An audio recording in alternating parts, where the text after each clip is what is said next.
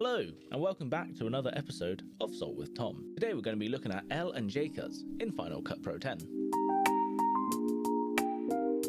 For the long tutorial, go to that timestamp. Otherwise, let's cut to it.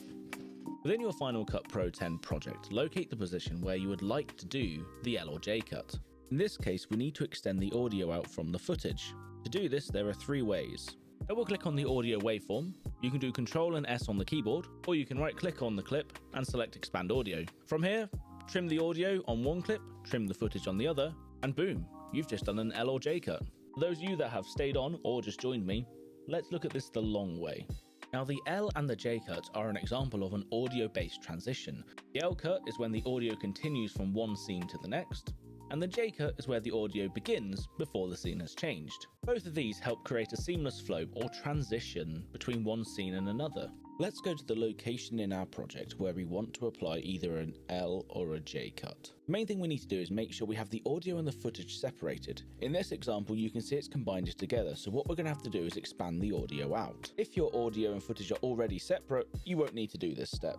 You can either double click on the audio waveform, you can select the clips and do Ctrl S, or with the clip selected, you can right click and select the Expand Audio option. You may notice there is an Expand Audio Components option as well. If you're interested in knowing more on that, click on the video I've linked up here, if I've made it. If I've not made it, just Google or YouTube it, you'll find an example. But if I have, the link will be here.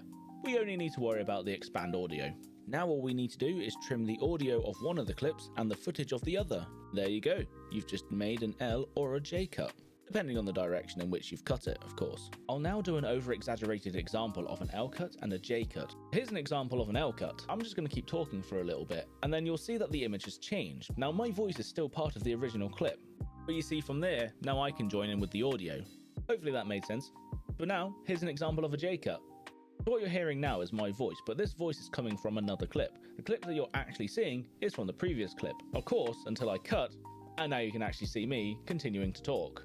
Well, I hope you enjoyed the video and you learned something. Remember to like and subscribe and whatever rubbish that people keep saying to do all the time. If you have any questions, put them in the comment section below and I'll do my best to answer them. Or feel free to join my Discord or watch me on Twitch, links in the description. As for now, catch you next time.